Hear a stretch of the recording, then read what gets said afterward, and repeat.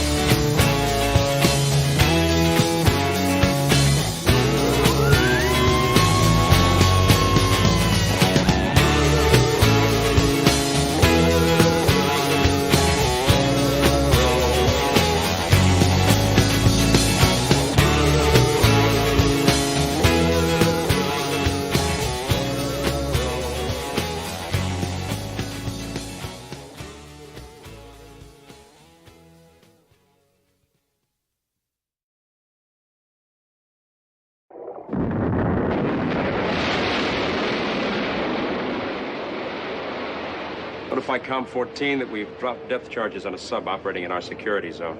Aye, sir.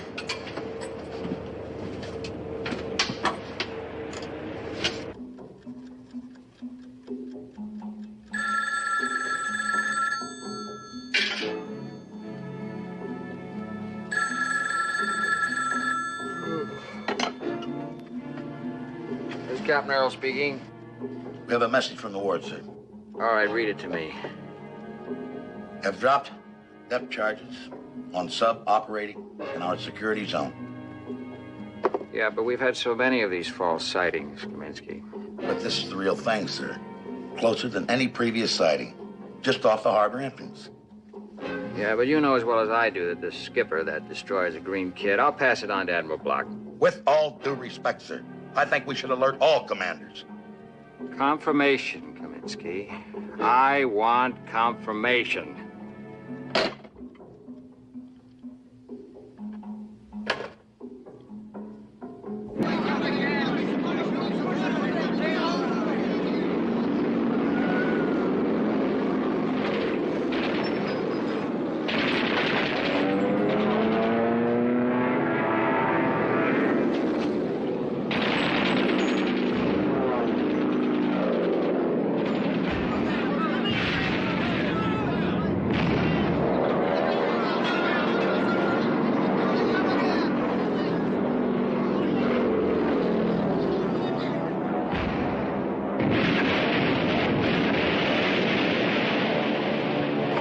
Damage control report all done. Aye, sir. Sir, if we stay here, we're gonna fry for sure. Okay, Sergeant, let's get the men down. All right, you guys, let's go. Where the hell are our fighters?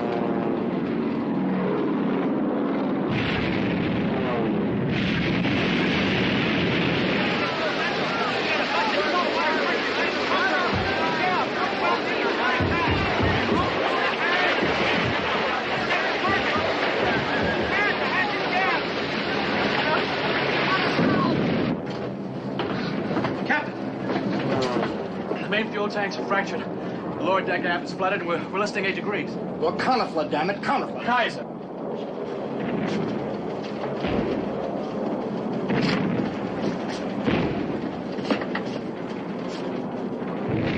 Wanted confirmation, Captain?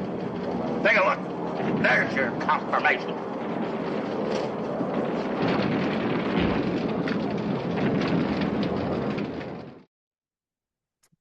Well, hi, Kemosabe's. It's Tony D'Angelo. It is Thursday, January 22nd, 2016, 3 p.m. Eastern, out of Domini in the year of our Lord. So happy to have you here, the folks watching on YouTube, the folks watching on X, and wherever else you may be watching this, wherever it happens to be shared. Welcome. Thank you. Thank you for being here. Thank you for all of the warm well wishes I received this week. And thank you for following the show. And many of you, thank you for being my friends. And if you're not my friend, thank you for watching anyway. I really do appreciate it.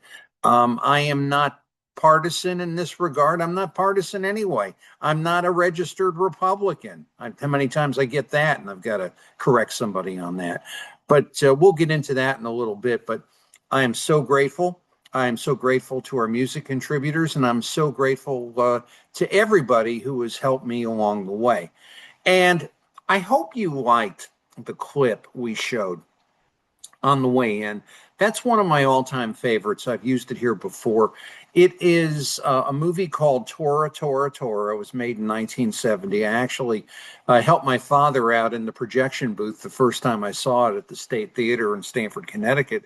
And it is shall I say, it is a perfect sampling of a management failure being probably the greatest screw up ever to happen. I believe in many cases a intentional screw up, being the bombing of Pearl Harbor and all of the missed signals and the pomposity and the government not working and the confusion and the ranking member of the Navy, played by the actor Richard Anderson, walking in at the end and, I'm not going to rely on this because there's no confirmation. This, I think, really serves where we're at today in so many things. And it's so wild. I mean, coming into this show, we've got the Jack Smith hearings, we've got what's happening in Minnesota, and the walls are tumbling down. We got the whole voter fraud thing. The president has acknowledged that, some real funny stuff was going on in 2020. And all the pompous people, including pompous Connecticut Republicans, saying, oh, there's no evidence of that. It's like, my God. It's like, why do we give you $1 to do anything, for crying out loud?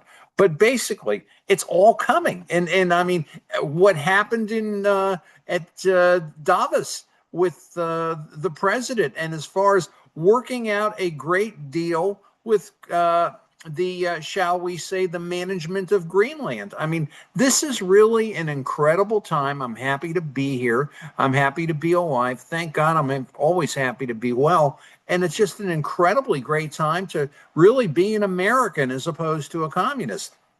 But what I'd like to look at today is, shall we say, the state of the administration in Connecticut. I know we've looked at this before, but here in this universe, if you will, we're seeing a lot of these same things, a lot of these same events come to fruition as well.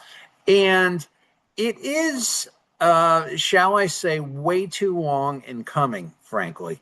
It's horrible what our government in Connecticut has done to the citizens. It's also horrible what those who I believe should be advocating better for citizens, being largely state Republicans, who have never really, other than occasional bursts here and there, have never really gotten down and dirty to what's really hurting people.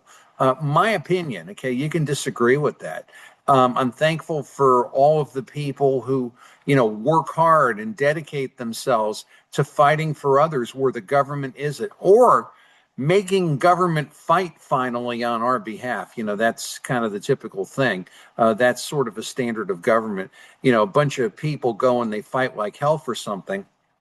Government comes in at the end and does something and says, oh, well, remember me, I fixed it. No, actually, you fixed your own screw up and being inattentive to it the first time.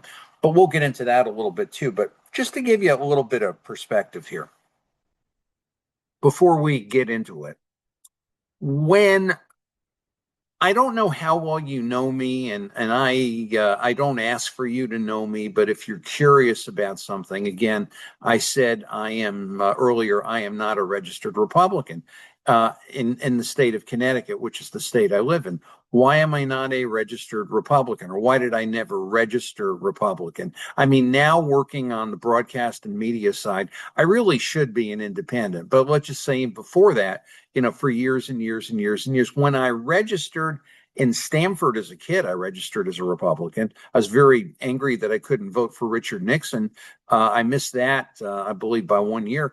But that all said, and that was the presidential election of 1972, if you want to date me. But basically,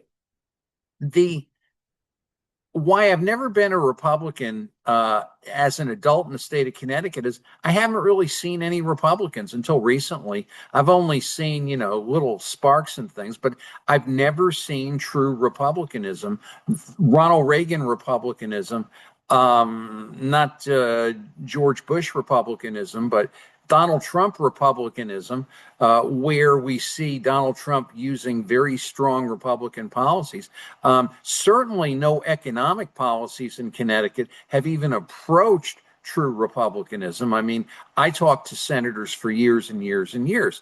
All the people now who are, fat and happy on our pensions saying you're not practicing true Republican economic principles. Oh, yeah, we're not doing it. But they never did anything about it. You see, that's just it. The Fasanos, the Guglielmos, the McKinneys, the Win Smiths, on and on we go. Basically, had a good time in front of the cameras and are now sitting somewhere on your nickel. And we see that the great progress they have given us. And I'm sorry, they could have done a whole lot better, and they didn't. The Paul Formicas, those of you, in my part of the state, and I'm sure you got a couple of your own. But that all said,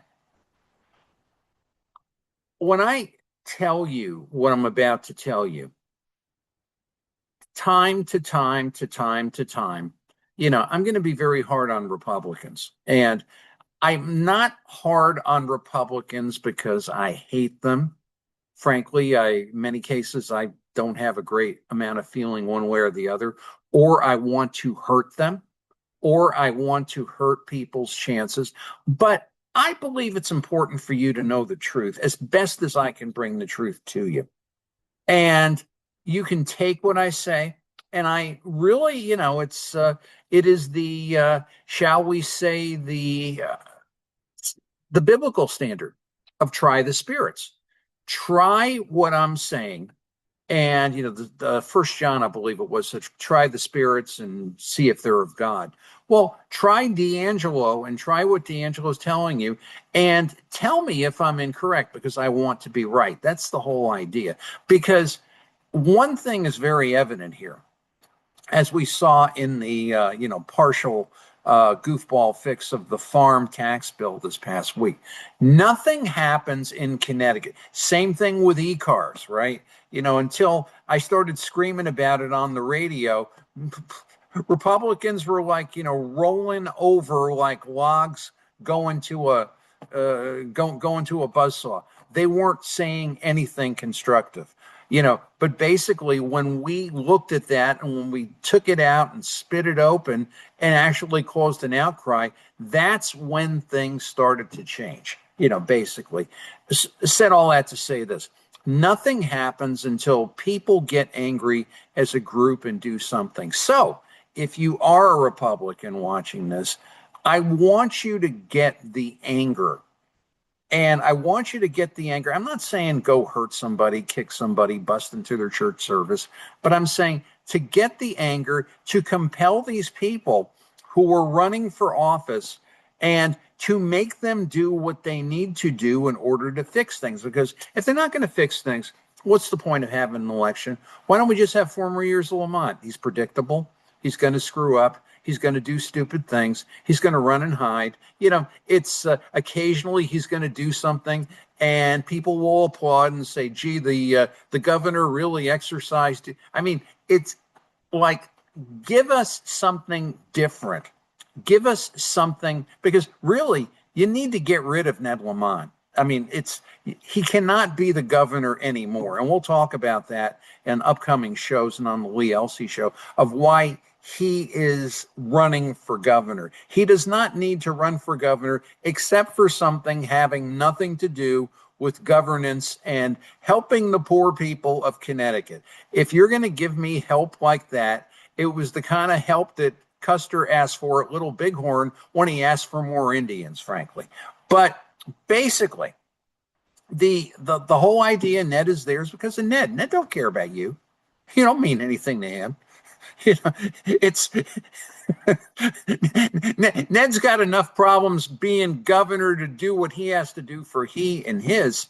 He don't care about you. But that all being as it is, I want you to get what's happening here, because what I'm about to show you today is something that's gone on from time and time and time and time again. And let's just say by some, you gauge the chances of getting a Republican governor. I'm not going to speculate on that. But basically, if a Republican governor is not going to change these things, which I'm going to show you today, and if he's going to do the same thing with a little different flavoring and maybe a little bit more, shall we say, a little bit more sprinkles and a little less icing or whatever the case may be, it's almost pointless. It is almost pointless. Maybe it's pointed in some regards, but not pointless in the others. But, or shall I say pointless in the others. So let's look at something here. And really the story that we're dealing with here today is administrative failure. And this is the thing that people don't get. Okay. You got people running around. And they're running around, I want to be governor. I want to be congressman. I want to be a senator. And that's all good. That's democracy. That's the way it's supposed to be. But politicians come and go. They have very, very, very little priority in their own mind, regardless of who they are, except in rare indications, as their highest priority is, once you're elected, to get reelected. And if you're a state Republican, the best thing that could happen is you lose in a close race and you blame everybody else, and you get to suck up more money, and your consultants get more money, and they do more ad buys, and they get commissions, and people are making money, and you don't matter, basically. But I want you to matter. I want you to go to these folks and make them know that you matter to them. And if they don't do what you're going to tell them and what you know about them, that you're going to get rid of them. And it's not going to be pleasant when you do. And it's certainly not going to be pleasant for them to just basically coast along in perpetual loser status, which has gone on for years and years and years. And, it's lose the game, blame the ref, blame the crowd, blame the fact that, the pitcher on the other team was, spitting on the ball. It's okay. You still lost. But let's look at some things here, basically. And this is going to tie to where we need to go, because frankly, I'm a little bit disappointed with what's taking place now, that what we're going to show you with respect to the forensic audit of the Blue Hill Civic Association as commissioned by our should be abolished Department of Economic and Community Development. I don't see any, shall I say, forceful yelling, screaming, cries for abolishment, and cries for let's have real economics in the state from any of the Republican governor candidates, basically. I see none of that. I see a lot of, oh, look at that. Okay, we all could say, look at that. The question is, what fixes it? The question is, how do you kill the sucker dead and fix it so it doesn't happen again? Because if you're not going to fix it, we're just wasting our time. And I am not about wasting time. So let's get into it. Let me just get here to the screen share. So I'm going to move these papers. And I'm going to go to here. And I'm going to go to here. And I'm going to go here. Okay. Now, why do I start here? I just want to move this bar here a little bit, if I can, get a sip of tea.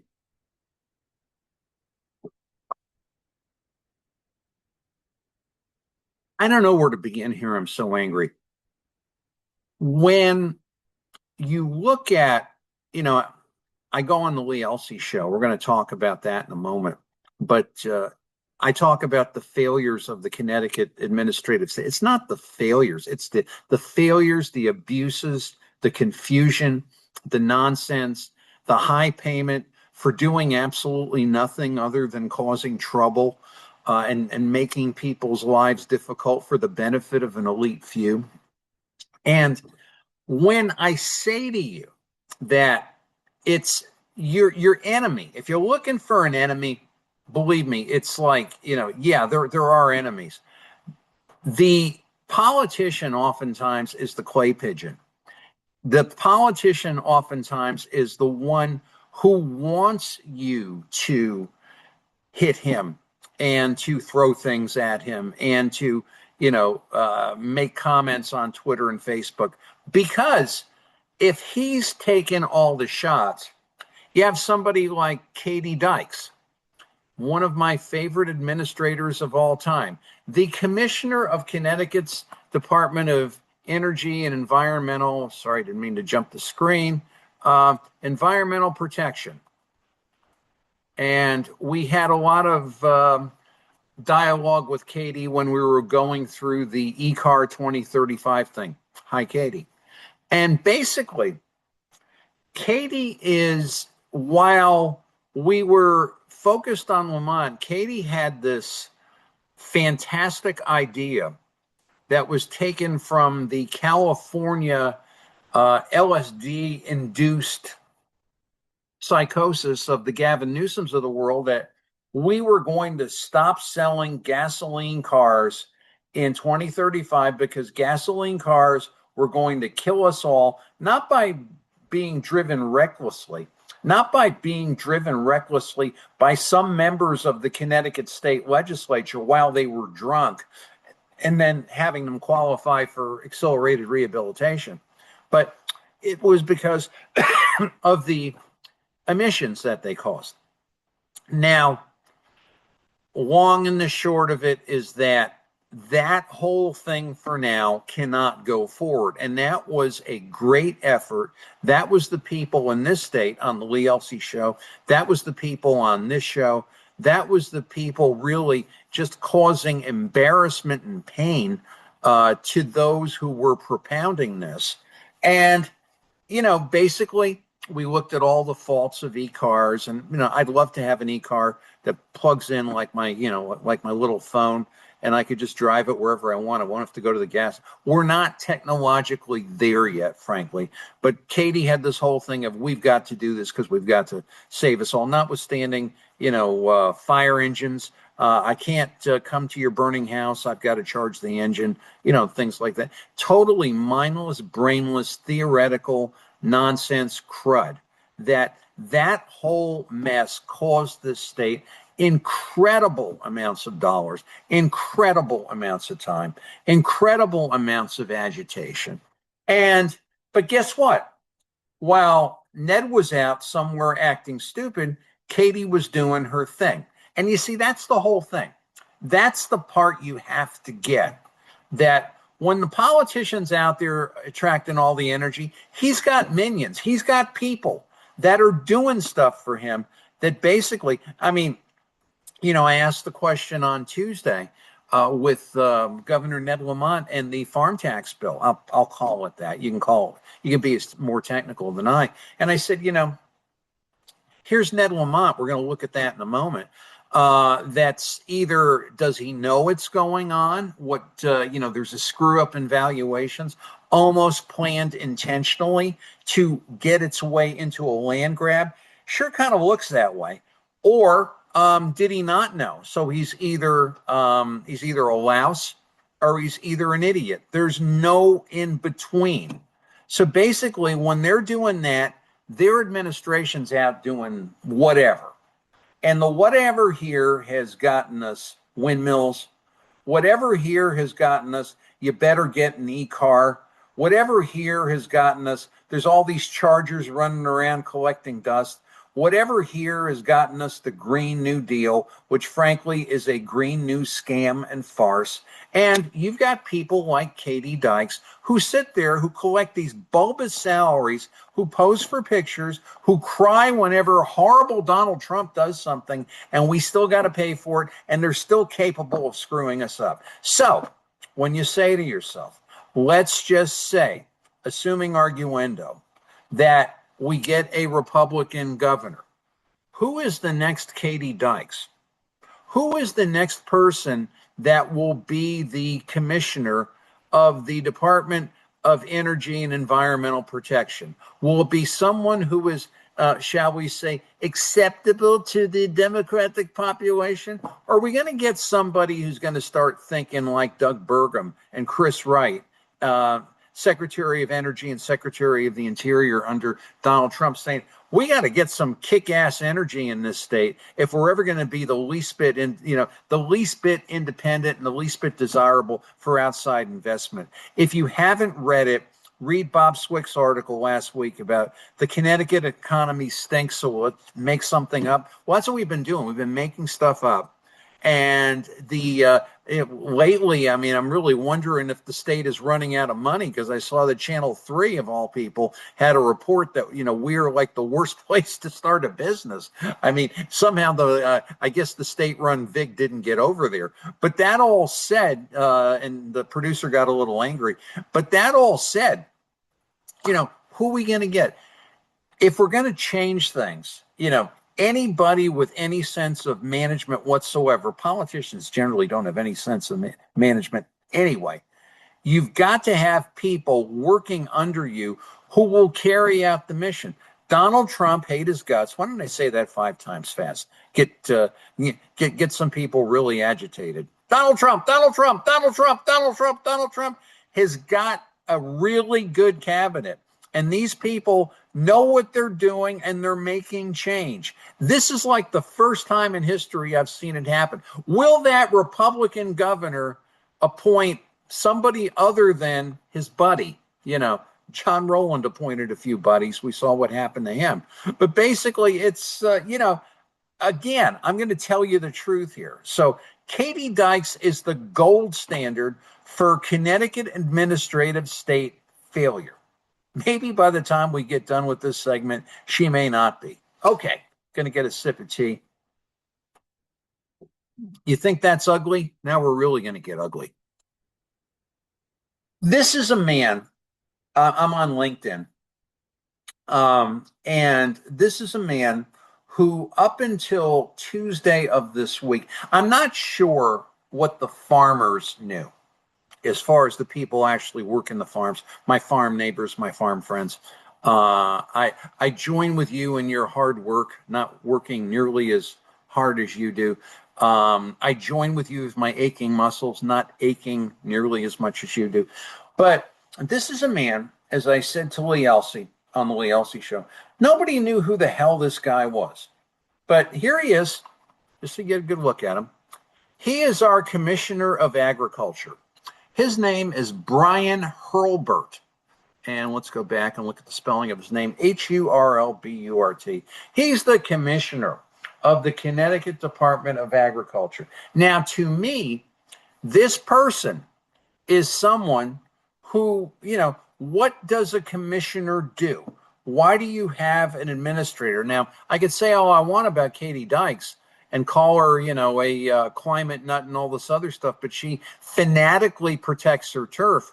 This guy here, when this whole valuation thing came about, we went through that on the Lee Elsey show, and I'm not going to go through that exactly again. That tape is out on Twitter, and it's out on YouTube. I gave my best factual summation for how the screw up happened in the valuation. And for all the poor farmers who had to go through hell and drive to Hartford and give testimonies, and God bless you people. You are literally the salt of the earth. But basically, this all could have been avoided because this was a very, very, very discernible screw up when, it's, how can I put it? Anybody understanding anything is that when you have a bigger piece of something and you're multiplying it by the same rate, you're going to end up with a much bigger product than you would ordinarily. I mean, a sixth grader understands that. Apparently not our Commissioner of Agriculture, our non-existent Commissioner of Agriculture. And basically, this guy comes at the end and says, oh, I'm glad we had a fix. Well, you're the one that helped screw it up, pal, to a great deal. But basically, think of what happened here. This was a war. This was a war fought by the good people, the good farmers, the people on Facebook going tooth and nail. What little I did at the end was nothing really. The only reason I did the subject on the Lee Elsey show wasn't a place I was planning to go, but the only reason I did the piece on the Lee Elsey show to mention this commissioner's name was because a listener asked me to. We have listener's choice. And basically, this guy did nothing.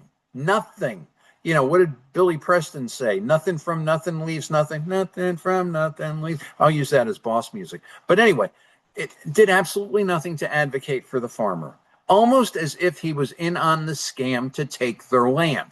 Okay? Simple as that and just as difficult. But anyway, when you look at Katie, right? Look at Katie. Katie's got all these, really boss environmental things. She's a greenhouse gas initiative chair, and she's a multi-state person, and she's studying electric generating pollution, and she was legal counsel to the Department of Energy. Katie's well versed in her bona fides. What did this guy do? This guy ever work a farm? This guy ever push a wheelbarrow? Did this guy ever go and talk to the farmers? I mean, to those of you who are of my vintage, am I proud of that? You may remember the television show Green Acres and Eddie Albert and Ava Gabor in Hooterville. And one of my favorite character actors of all time was Alvy Moore. Alvy Moore was an incredible man. He was a Marine at Iwo Jima and probably one of the funniest character actors that ever walked the earth. Good friend of Michael Dante's. And he would play the county agent and would come out and advocate for the farmers. I mean, he was basically a bumbling fool character, but his heart was in the right place. I mean, that would be the agent of the commissioner. This guy here, I mean, what happened to these farmers? I mean, were they aware of what was happening? Was he advocating for them? Well, you know the answer to that, but let's look at this. You get to be a commissioner, right? And you're now, where'd you get started? You get started doing cool things at UConn where you're doing juice bar charging stations. And then you start to work with the Obama administration. That seems to be the golden ticket in Connecticut. Jason Jakubowski of the Connecticut Food Bank was also an Obama delegate. Basically, somehow, if you're friends with Barry, you get some sort of a non-job, being a commissioner in the state. And he was a bureaucrat basically for 4 years. Let's see the Seymour. And let's just see here. What did he do? He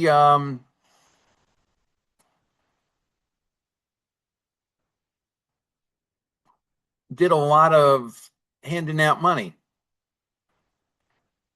handed out loans, talked to people in Congress. Does he understand anything about working a farm? No, but he was a good bureaucrat. Then he finds his way back to Bridgeport called, let me just see here, Wholesome Wave. We partner with local communities to make sure everybody can choose healthy food. Gee, you think maybe he would be interested in some of what Bobby Kennedy is doing in the Trump administration? Or is he not supposed to say that? Or is he supposed to hate Bobby Kennedy by virtue of the fact that Bobby Kennedy is in the Trump administration? So now he gets to be the executive director of the Connecticut Farm Bureau Association. He has another similar set of, shall we say, program accomplishments. Develop and maintain relationships with other agriculture-related organizations to coordinated efforts to advance commission. He's working with UConn. I mean, wasn't UConn the one that put these poor farmers in the soup? He manages 4 people, get that, a contract and counsel. So basically, he is a well-suited bureaucrat, and then he becomes the commissioner. He's got no practical experience. He's got no hard Scrabble experience. He's got no affinity for the farmers. In his perspective, it's very clear to me, the farmer is almost like a, how could I put it? If not a necessary evil, a necessary so he could do all his great programmatical stuff. One thing is incredibly clear. He either did not have the basic understanding that when you assess a land valuation at a higher price, you're going to stress your farmer out more. He did not advocate on behalf of the farmer. Or was this really his job? Is he really put there to sabotage the farmer? He certainly did nothing whatsoever to advocate on behalf of the farmer. He, if anything, he was in a position to stop this from going forward and didn't say, excuse me, God forgive me, a goddamned word. Now, the person who was responsible for actually putting 2 and 2 together is this person, Jeffrey Beckham. Now, farmers, people, Republican candidates, Republicans who never, ever, ever say one blessed word against the administrative state, even when incredibly well-deserved. This is a man who was the director of the Office of Policy and Management, 6 years, 8 months. Now, we went through this on the Lee Elsey show. When the whole bird brain thing about, having UConn do the surveys, what do you think you're going to end up with? Do you think you're going to get something farmer friendly? Why change a method that has worked? One of the few things that would work in Connecticut, why do we change it? Well, whenever that happens out there, people, regardless of what people are telling you or not telling you, that happens because they want to do something dastardly. That's the way it goes down in this state. So here's Jeffrey Beckham. He is the commissioner of the Office and Policy of Management, who basically, whatever went on with Hurlburt, who did not advocate at all for his farmers, this guy here actually had the, shall we say, the button pushing authority to put the higher valuations out into play and to cause all the angst and cause all the trouble. He is the commissioner at this point of the Office and Policy and Management. And what I'm really saying here is, even though a lot of your anger needs to be delivered here, and people were calling for Brian Hurlburt's resignation this morning, and yes, I call for his resignation, this guy here pushed the button and walked away, basically. Walked away. He is now going to be headed to the sinecure of a judgeship. So you're not going to be able to, hold him accountable for what he did, basically. This is the Lamont gold standard. When you do something good for Lamont, off to the judiciary, basically. And that's basically what happened here. And this is a guy who really, now, again, you got two players here when this mess that should have never gone out went out. You've got Hurlburt and you've got Beckham. And either one of them, put it this way, I presume they're reasonably intelligent men. This guy here is a UConn graduate, right? UConn graduates are intelligent. That's what we should know. This guy here is a lawyer. And they're looking at it, and it's like, hey, this is terrible. This is going to be hurtful to our farmers. No, it goes off anyway. Did Hurlburt advocate to Beckham? Hurlburt could have gone out and said, listen, something terrible is going on here. We're protecting our farmers. We've got a dispute with OPM. This isn't going, we're not going to let this. I want our farmers to be aware of it. And here's the guy that actually, quote unquote, threw the switch. Basically, they saw it. They both had to see it, and it went on anyway. It could have been stopped 4 months ago. All this stuff, all this advocacy, all this outcry, all this energy, all this stress out to the poor farmers who are stressed out anyway, didn't have to happen. But your administrative state did this. Did it. Caused the hurt upon you. And Republicans, you going to be silent here? Are you going to be silent as to what's happening? Are you finally going to say something about how the administrative state in Connecticut hurts people? Let's look at Beckham's background. I think that's instructive to us. And basically what we see is a guy who has been entirely in government his whole career. And now he's got the cherry on the ice cream on top of the sundae. And he's been a player in government this whole time. And he goes away to the judiciary. Now, again, I've said to you time and time and time and time again, the Lamont management thing is when you are either loyal to him or you need to be protected, you go somewhere if you do him a favor and he gets you off the canvas. Now, this guy here, you may not know. I've mentioned him before. He is an appellate judge. His name is Robert W. Clark. Now, why should you know his name?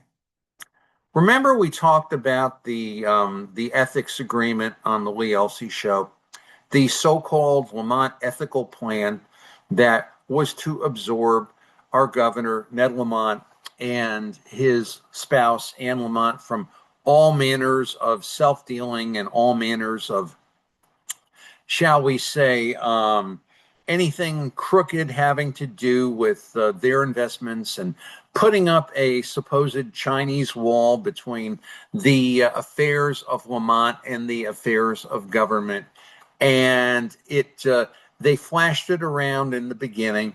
We've been through this time and time again. And they flashed it around in the beginning, and the state-run press looked at it and said, "Well, there's an ethical net, there's agreement," and then we started to pick it to shreds on the Lee Elsey show, and basically we found out it wasn't any sort of a blind trust. It wasn't any sort of a shall we say, any sort of a restriction whatsoever. It was purely voluntary.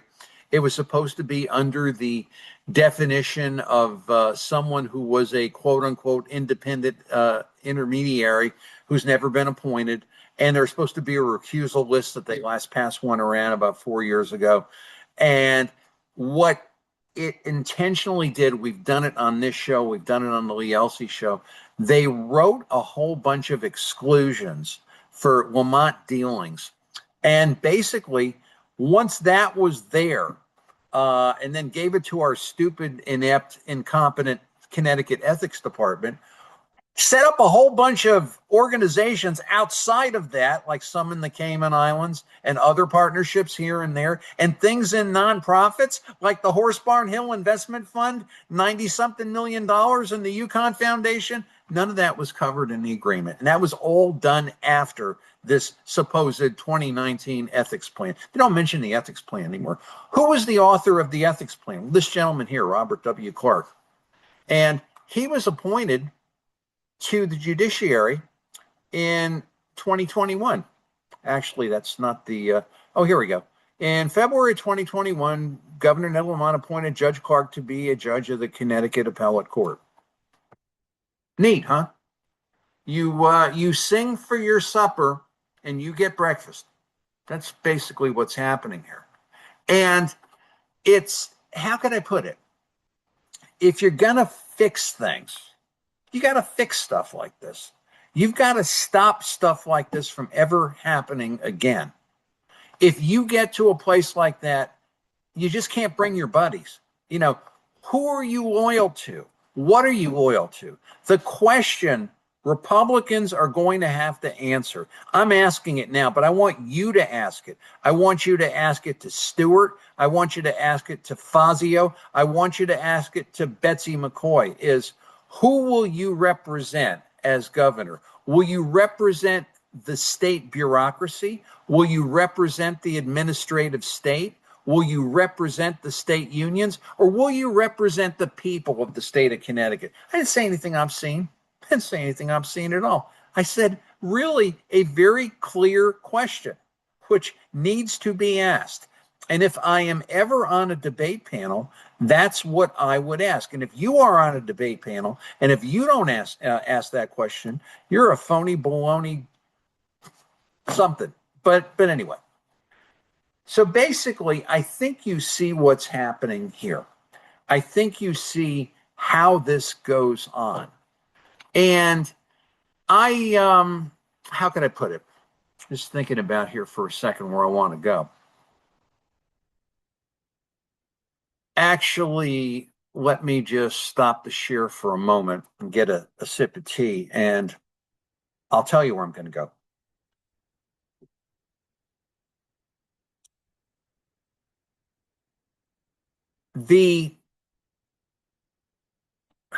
So much, I'm just so angry. So much is going through my head. You're never going to fix the problem until you actually go at the problem and stop ignoring the problem. And the difficulty that we have here, and I've explained it time and time and time and time again, but I am Lawrence D'Angelo's favorite youngest broken record son. I'll explain it some more.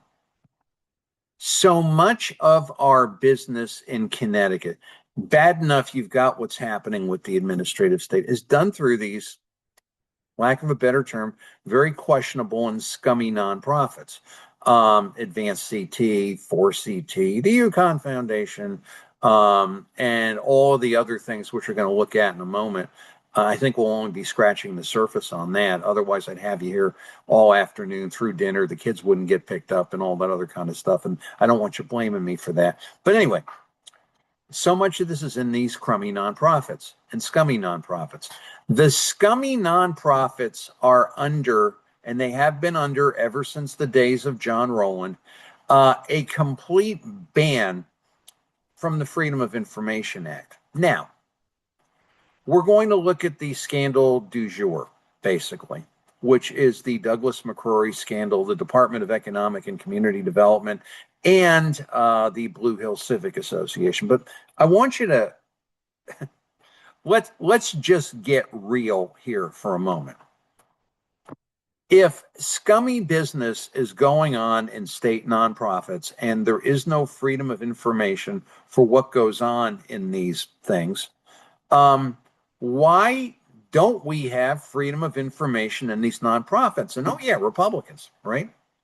You want to win. At least I think you want to win. Show me you want to win. Show a whole bunch of other people you want to win. But basically, you want to win.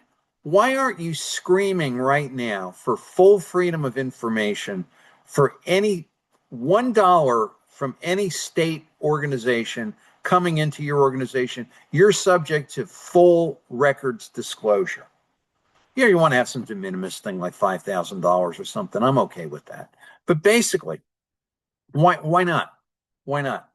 I mean, they go and they parade and they talk about appropriations and we don't want to stop people doing good work. Well, basically, they ain't doing good work if they're robbing you blind and you can't get in there to find out what's there. And oh yeah, Citizen Doge, right? I mean, what are you afraid of? Well, you're obviously afraid of something because you never talk about it.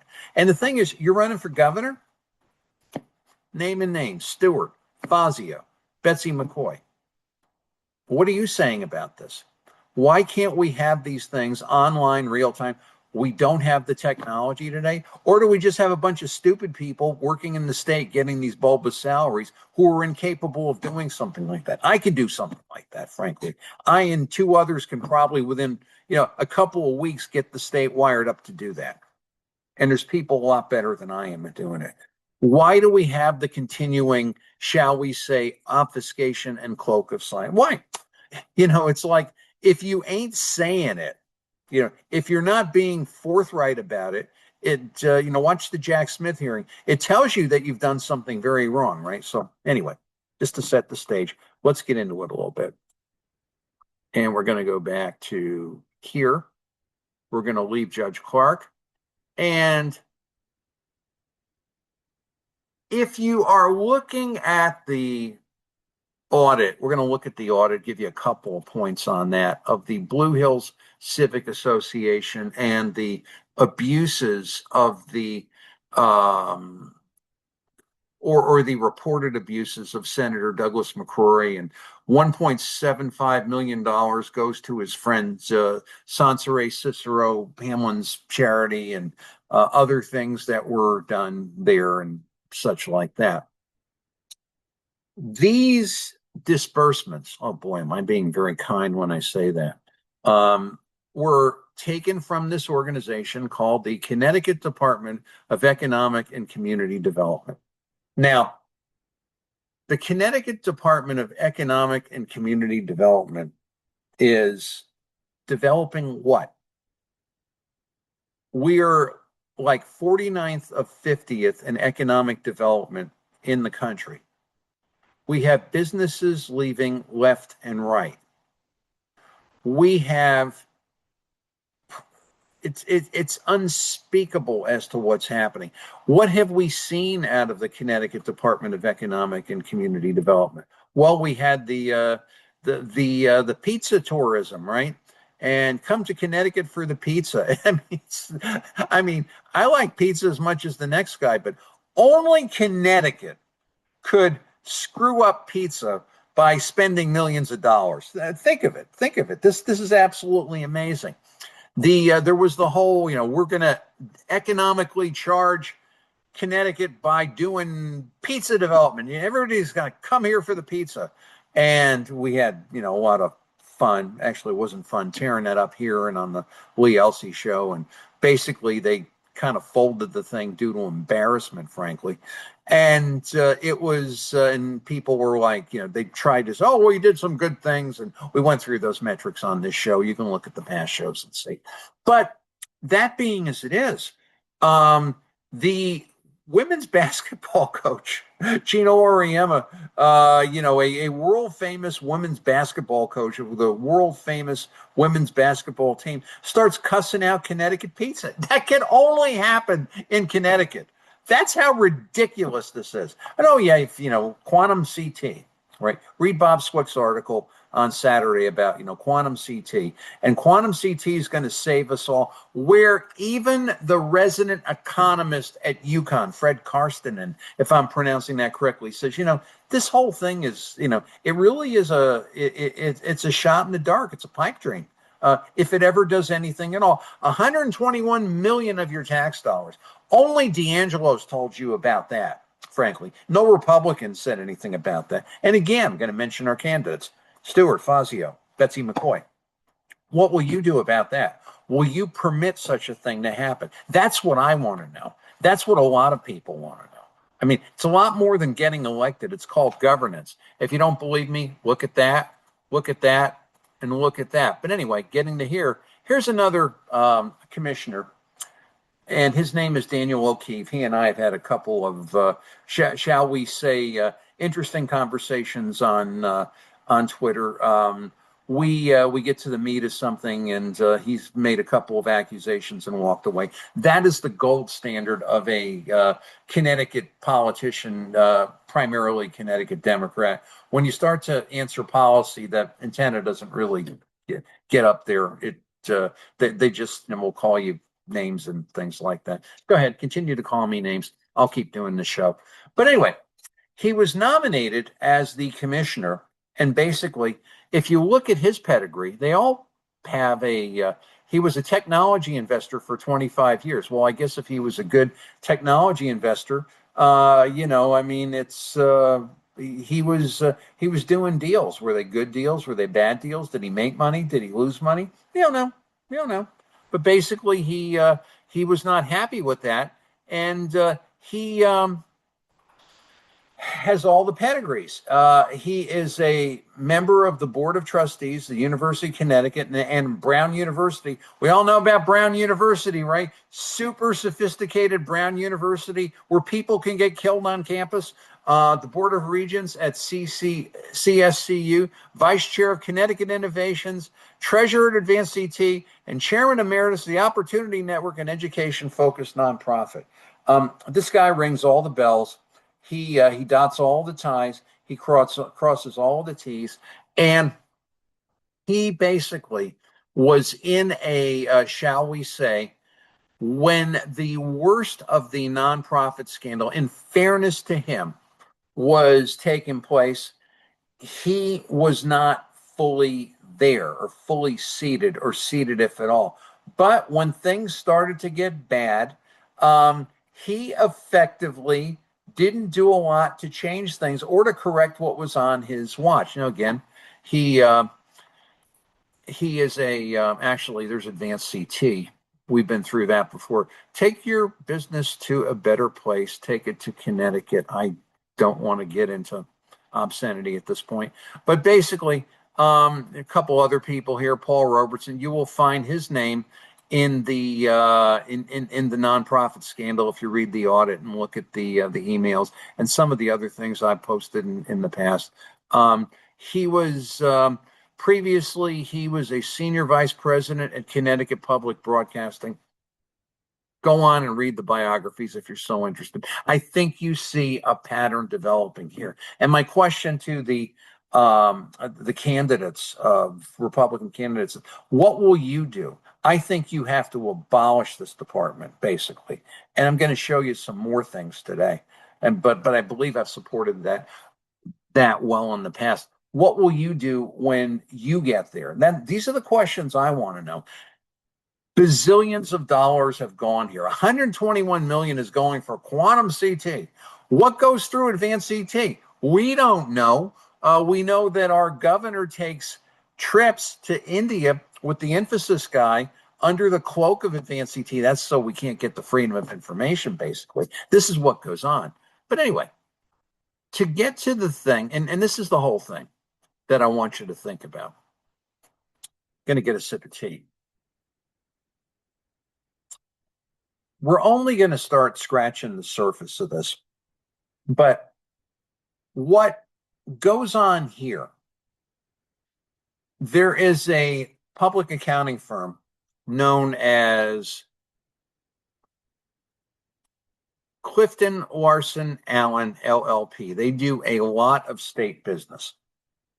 So they are very, very, very concerned, as anybody in any business would be, with keeping good client relations. And when this all started to give you a little bit of background, you may not be familiar. There have been incredible, I mean, this is probably worth like 5 or 6 shows in and of itself. Incredible, questionable payments from the Department of Economic and Community Development to these nonprofits. And this is the whole thing. My dancing teacher mother would always say, it takes 2 to tango. One of the proponents, or the main proponent of this particular audit, is a gentleman by the name of Senator Douglas McCrory. We will find him in the proceedings. Read this a little bit here. It got so bad that there was a grand jury, federal grand jury subpoena. And he had connections to this organization, which is being audited, BHCA, the Blue Hill Civic Association, and Sheba, which was the organization who was being run by his lady friend, Sansare Cicero. And they started to look back, and they started to look back at everything that was there. And if you go to the beginning of this audit, and basically you've got, if the story is well settled at this point, you have a state senator who basically is throwing his weight around to get money out of a bureaucracy that basically rolls over and plays dead. They've got no checks, no balances, no transparency. Remember, the payment going to the Blue Hill Civic Association, which is the same as Advanced CT, which is the same as 4CT, which is the same as the Yukon Foundation, is exempt at the organizational charity, I use that word, I almost feel like sticking my tongue out, from any sort of freedom of information. That, and I was talking to one of my Twitter friends yesterday, Ghost, and Ghost says, this is like you want to go buy a business and you ask somebody for their books and they won't give it to you. And I said, hey, Ghost, even the mafia has 2 sets of books. Connecticut won't let you see one when it comes to this. This is how mobbed up this thing is. So basically, when you look at what's here, and you could read down this whole thing, and it is a case of a state person of color and influence and respect commandeering what turns out to be millions of dollars for the benefit of he and his. And just a couple of things, because we have so much we've got to get to. And I want you to look at something here. I'm going to put a word here. Now, you would think, right? Now, this is the whole thing. This was all done by your state tax dollars at work. And what it is called is blame throwing. Daniel O'Keefe said, I ain't going to go down with the ship. I had nothing to do with this. And I'm going to show what a transparent guy I am. So we're going to have this audit. And this audit is going to tell us, maybe a little wrist slap for what we did, but we're going to try to throw the blame on everybody else. Now, to me, if I've got an organization and if my controls are so bad, I don't know what's going on. I don't know who's tweaking who. I don't know what kind of games are happening, nor do I care. Do you see the name here let's put it this way. I'm going to put some words in. This is just scatter shooting. We're just hitting the top of the the tip of the iceberg. Actually, I want to move this thing here if I can. I'm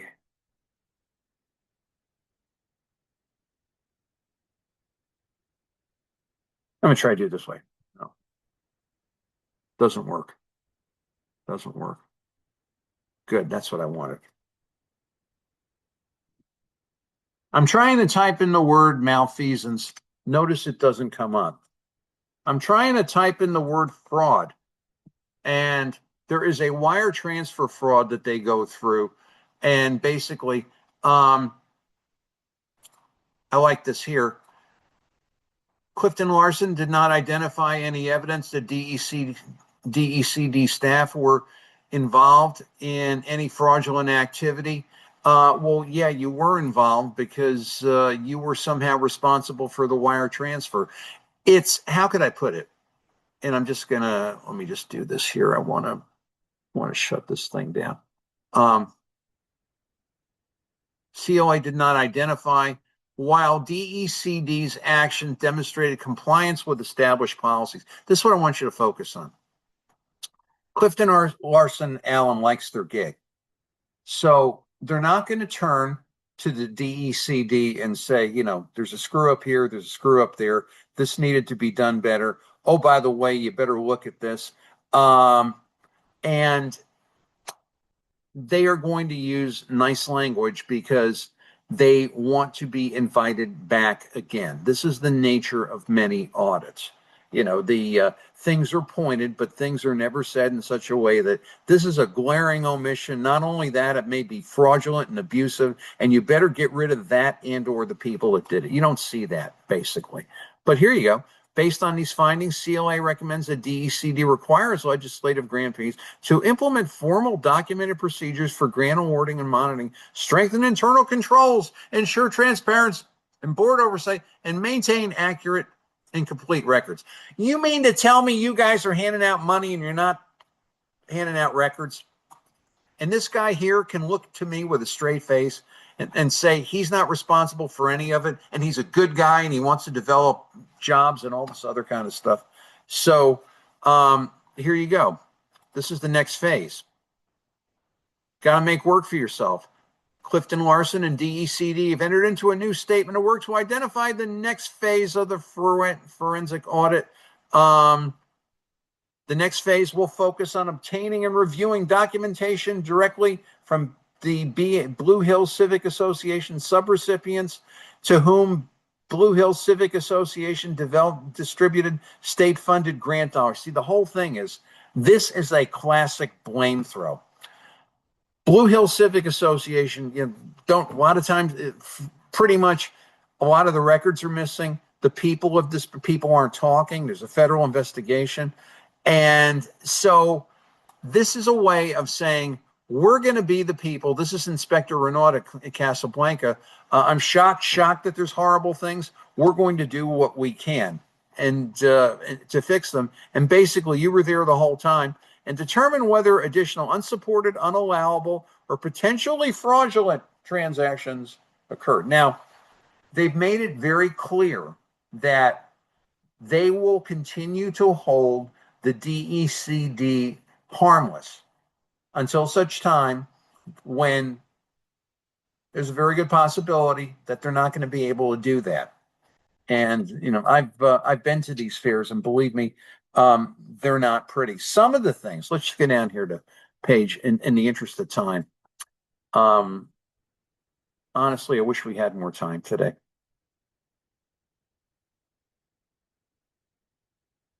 You can fascinate yourself with this. I mean, there's a lot of information here, but basically, the whole history of what Sansere Cicero and what happened with money, and where did money go? And it's I'm not saying she wasn't, shall we say, should be held into question, but basically, you know, she's only one dancer in this tango. let's look at this. DECD does not play a role in selecting or improving legislative grants. These recipients are predetermined by the Connecticut General Assembly through statutory or budgetary action. So, you've got basically, shall we say, the spigots that are spending your money, the Bob Duffs and the Kathy Ostens of the world. Like, we're just handing over the money. We don't know what happens, basically. I mean, not even doing the most rudimentary oversights. Once recipients are designated, DECD assumes responsibility for administrating the grant in accordance with state policies and the guide to grants. And this preparing and executing legally binding agreements, terms and conditions, ensuring that recipients understand compliance requirements. DECD provides instructions for application and contracting, and does monitoring activities. But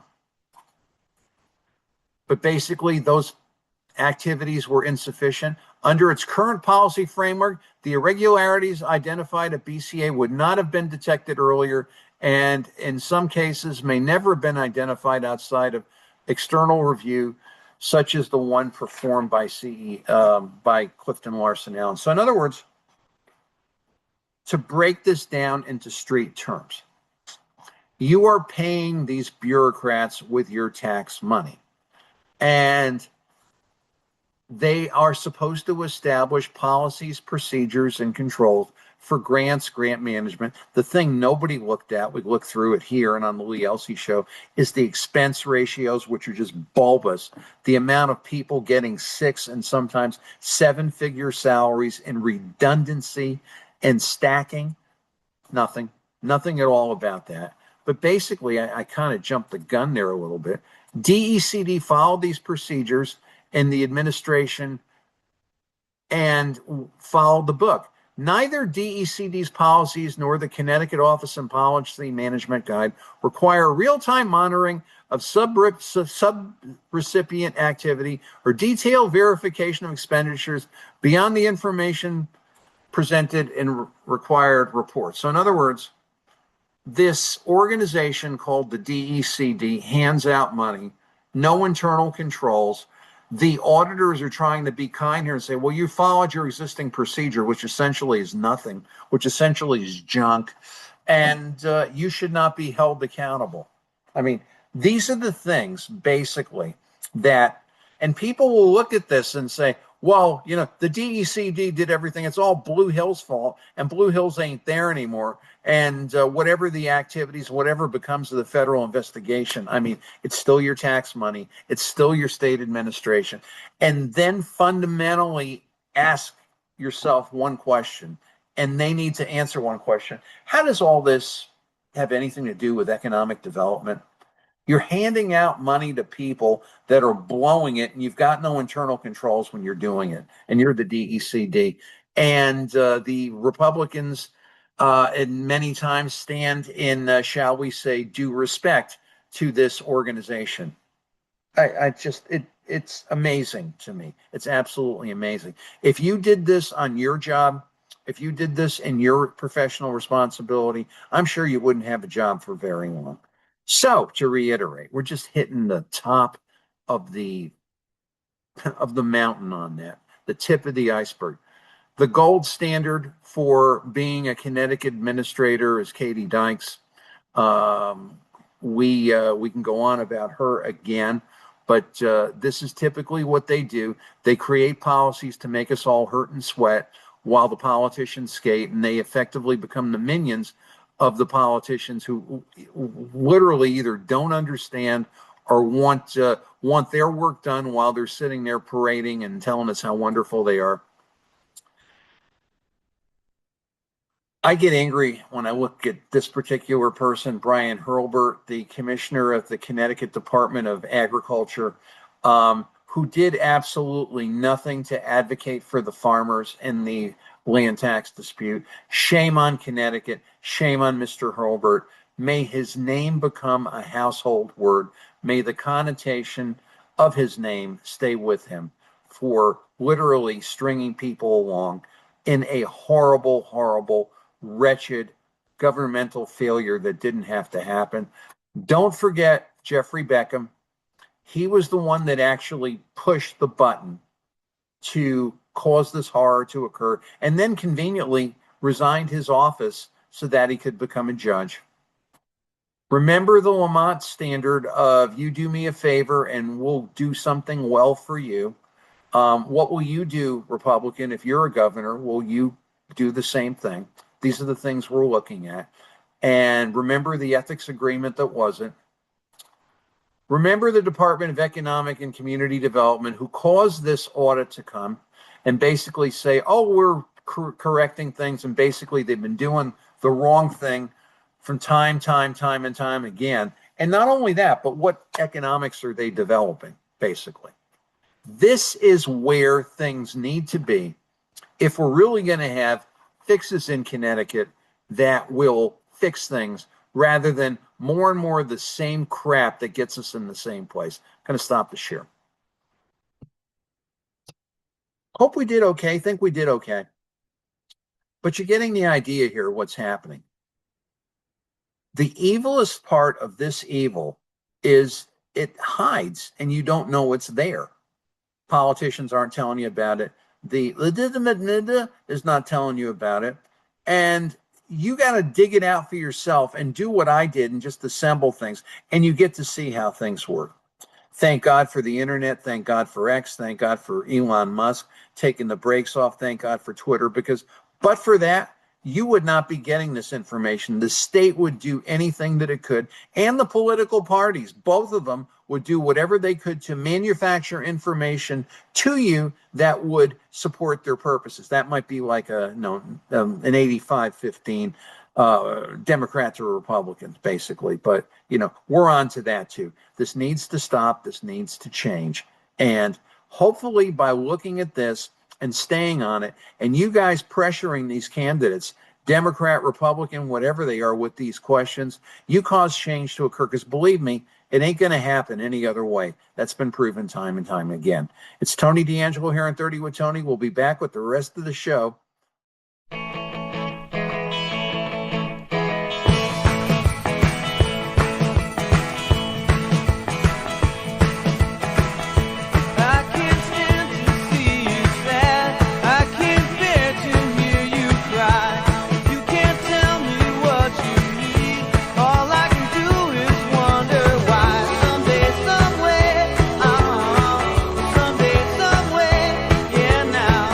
Someday,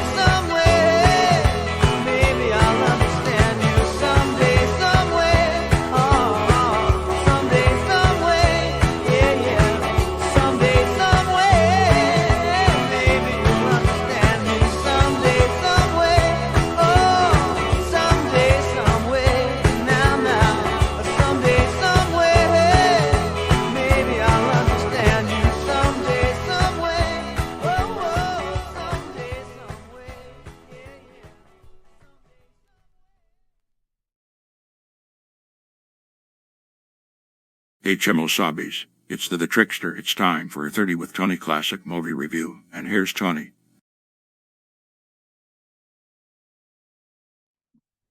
Well, thanks, Kemosabe's. Thanks for staying with us.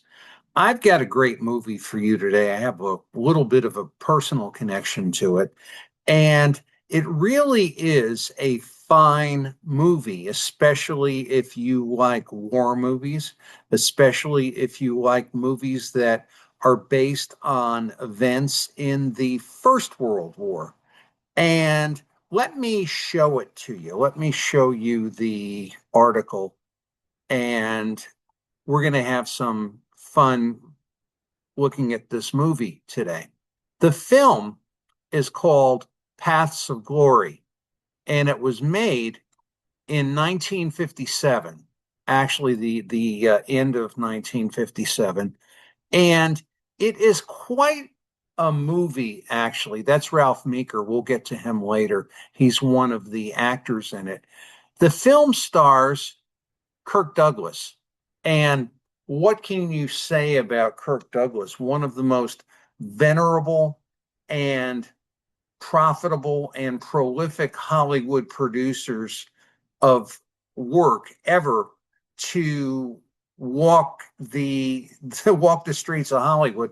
He is the father of Michael Douglas. Many people are familiar with Michael. Kirk was his father. And basically, a little bit of background to this movie. Kirk had a production company called Bryna Productions, and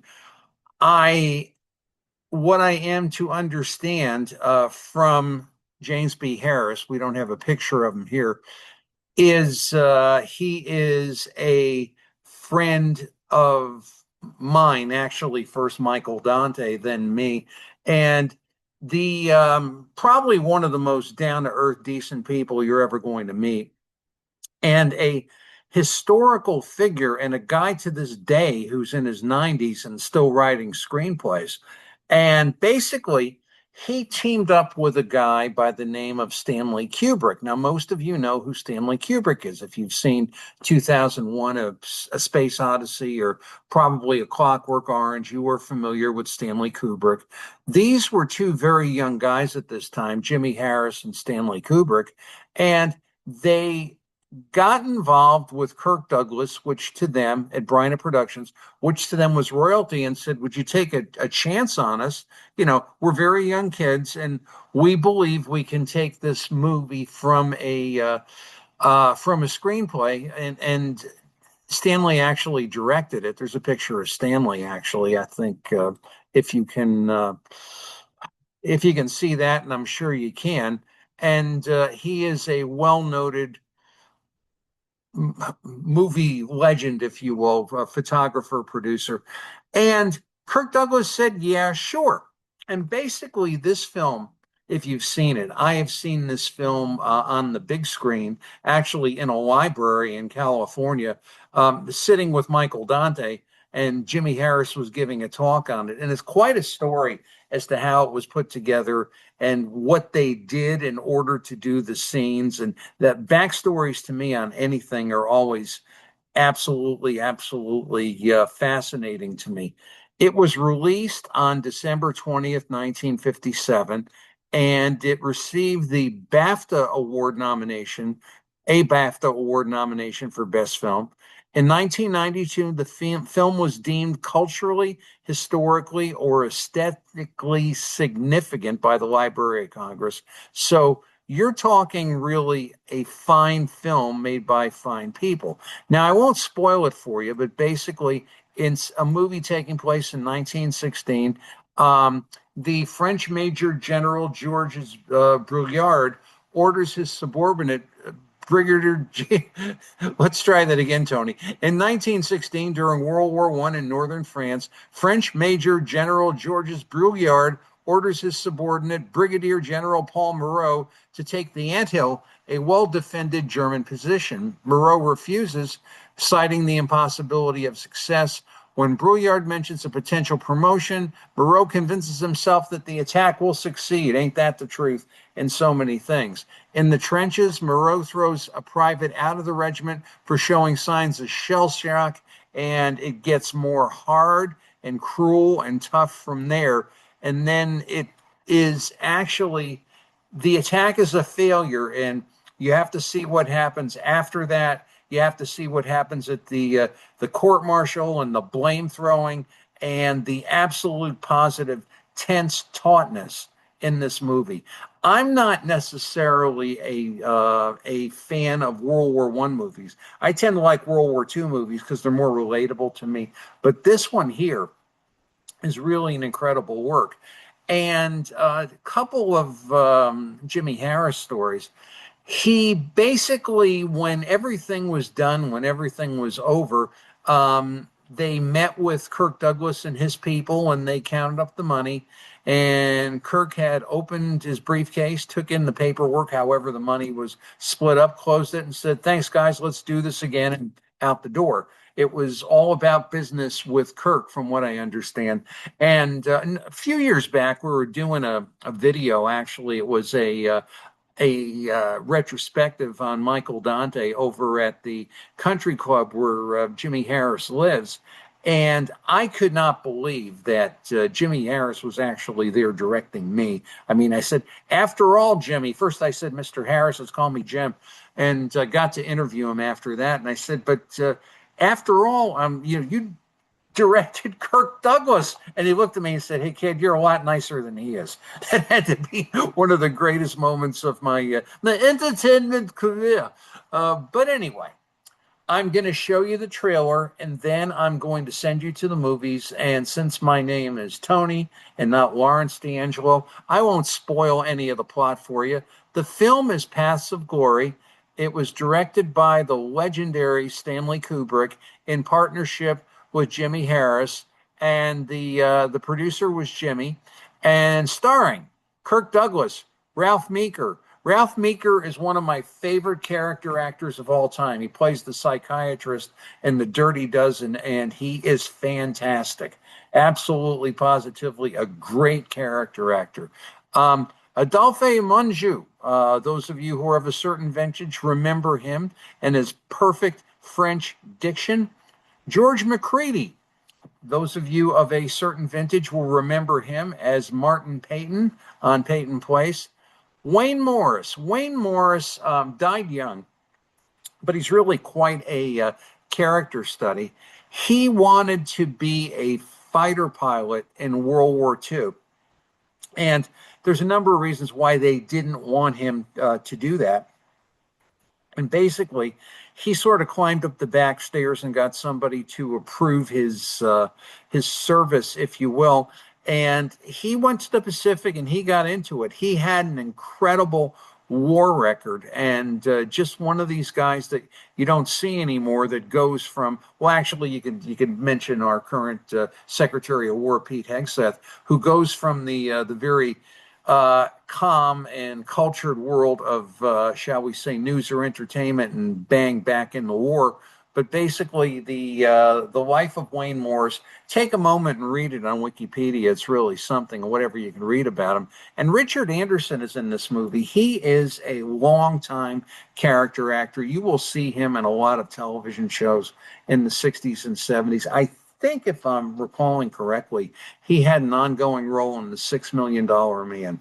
The film is actually an incredible work, and it is something to be seen. So with that, actually, George Krause, a German cinematographer. I was about to skip over this, and shame on me if I was. The cinematography in this movie is fantastic. It's all done in black and white, which adds to the realism of it. So I'm going to send you to the trailer, and then I'm going to send you to the movies. The film, Paths of Glory, made in 1957. And my friend Jimmy Harris was the producer. Let's roll it.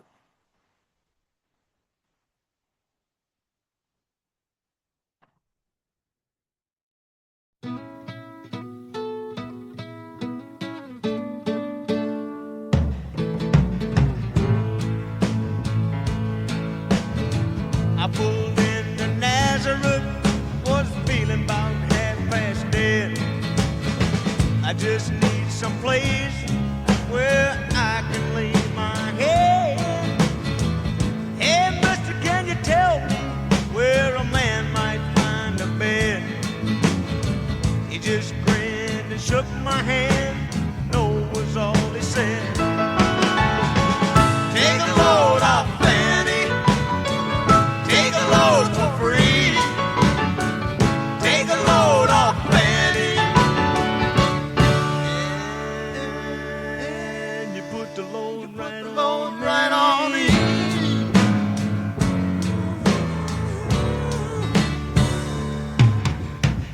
I picked up my bag, I went looking for a place to hide. When I saw Carmen and the devil walking side by side, I said, hey Carmen, come on, let's go downtown. She said, I gotta go, but my friend can stick around. Take a load off Fanny, take a load for free. Take a load off Fanny, and you put the load right on me.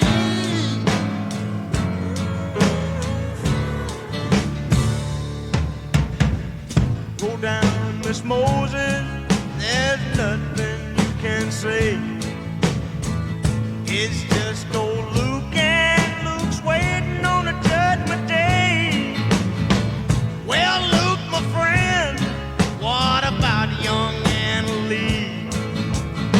He said, do me a favor, son, won't you stay and keep Anna Lee company? Take a load off Fanny, take a load free. Take a load off Fanny, and you put the load right on me.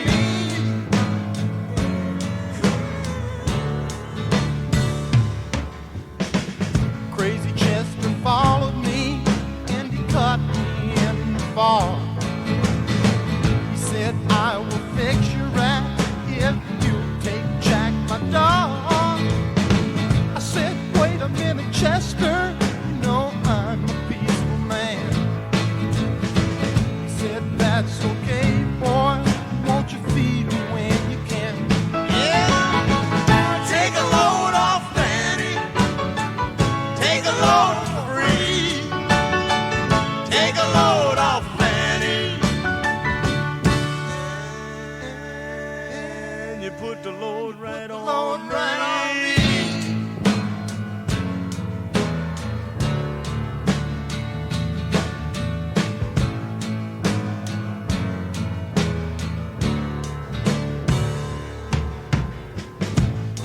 It's a cannonball now to take me down the line.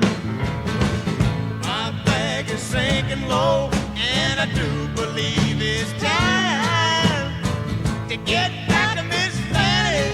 You know she's the only one who sent me here with her regards for everyone. Take a load off Fanny, take a load free. Take a load off Fanny,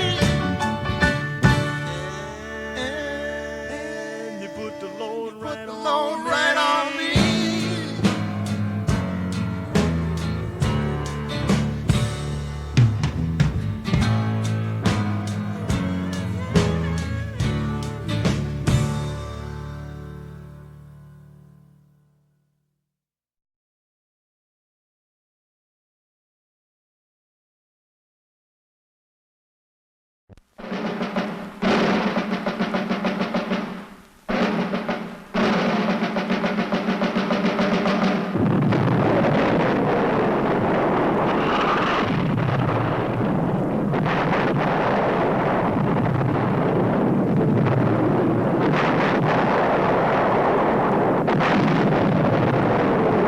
Would you like me to suggest what you can do with that promotion?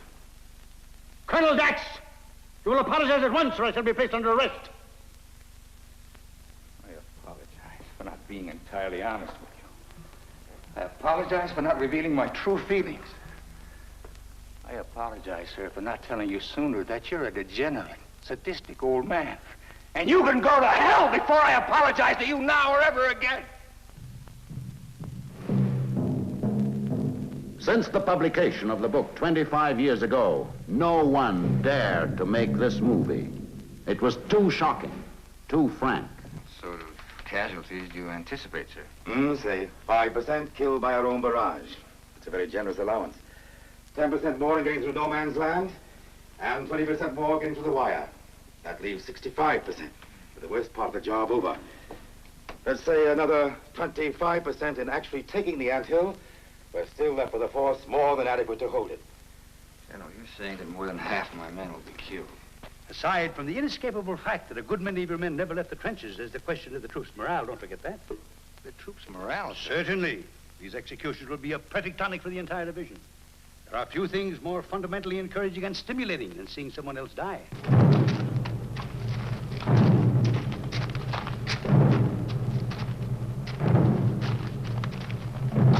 Where in heaven's name are they? On the left. Where on the left? 0+1, and they're still in the trenches. They're not advancing. Miserable cowards. They're not advancing. The barrage is getting away from them. They're still in the trenches. Yes, sir. Captain Nichols. Yes, sir? Order the 75s to commence firing on our own positions.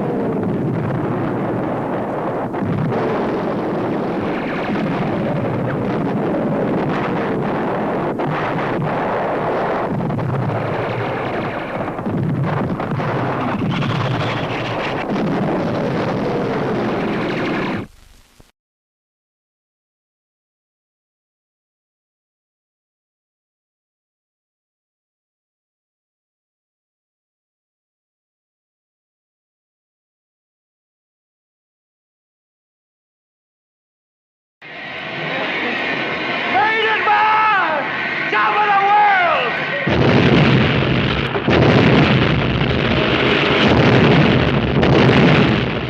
30 with Tony.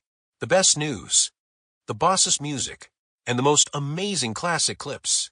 Watch us on X Twitter and YouTube Thursdays, 3 p.m. Eastern.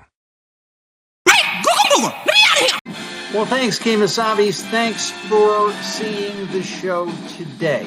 You know, affordability is a major concern. Everybody's walking around talking about what they can't afford. So I had a friend with an idea. We were going to go somewhere far away, and he had said to me, why don't we just disguise ourselves as luggage? This way we'll get into the luggage and we'll just get thrown on the plane and we'll be able to fly for free and get somebody to pick us up. I said, well, you know, let's not get carried away. That'll sneak up on you, too. It's Tony D'Angelo here at 30 with Tony. Thanks, Kemosabe's. Thanks for being here today. God bless you. Be safe this weekend. And we will be back next week for another rip-roaring, take it from the top, make it hurt, you're going to love it show. Bye now.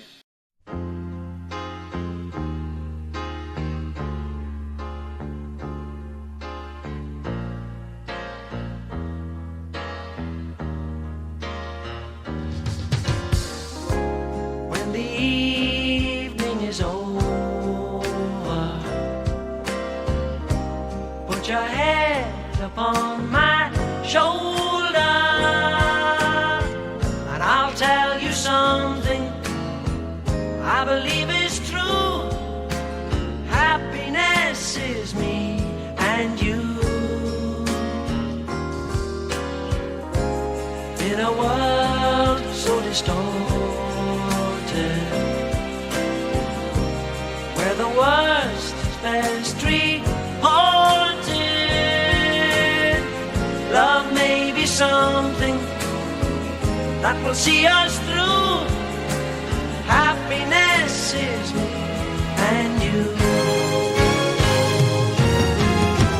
There may be girls that I'll remember who've made me happy for a while, but none of them compare with you, my love.